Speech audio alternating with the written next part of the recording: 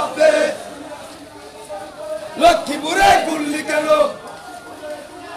খুনি হাসিনা জবাব দে জিন্দাবাদ জিন্দাবাদ জাতীয়তাবাদী শ্রমিক দল জাতীয়তাবাদী শ্রমিক দল জাতীয়তাবাদী শ্রমিক দল ডাইরেক্ট অ্যাকশন ডাইরেক্ট অ্যাকশন আমরা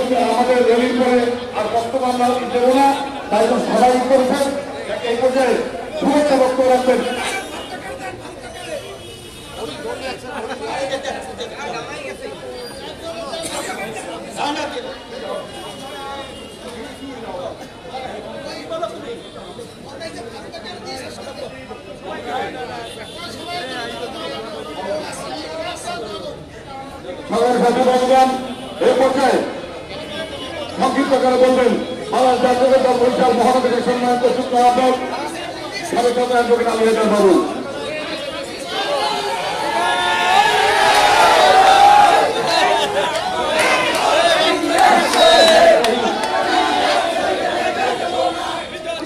রহমানির রহিম।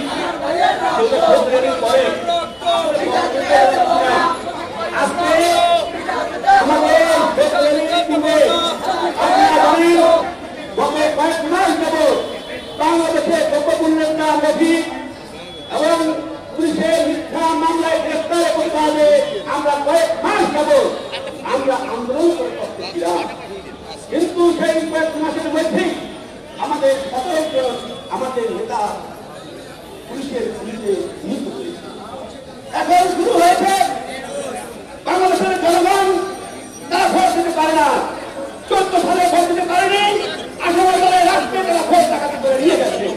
এখন শুরু হয়েছে এত কথা করি, এত মিছিল করি, কোনো কিছুতে কাজ হয় না। এখন বাংলাদেশের জনগণের একটাই দাবি, সেই দাবিটি কি? সেই দাবিটি হলো এই সরকারের পদত্যাগ চাই।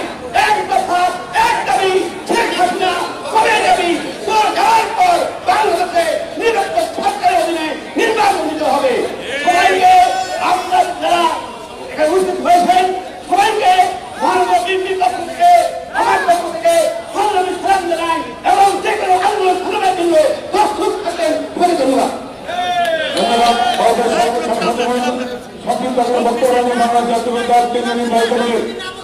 সদস্য আমাদের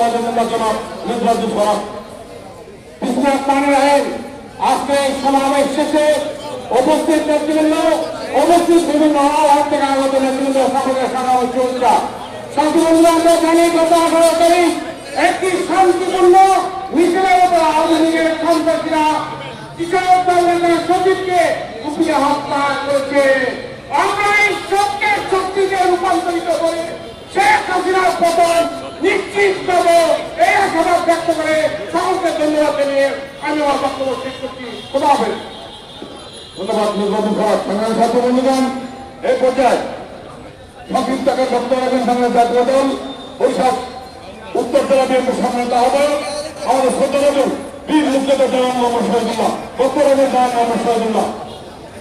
বিসমিল্লাহির রহমানির রহিম। 1971 সালে আমাদের প্রাণীয় শহীদ প্রেসিডেন্ট জিয়াউর রহমানের নেতৃত্বে যুদ্ধ করে আমরা এই দেশকে স্বাধীন করেছিলাম।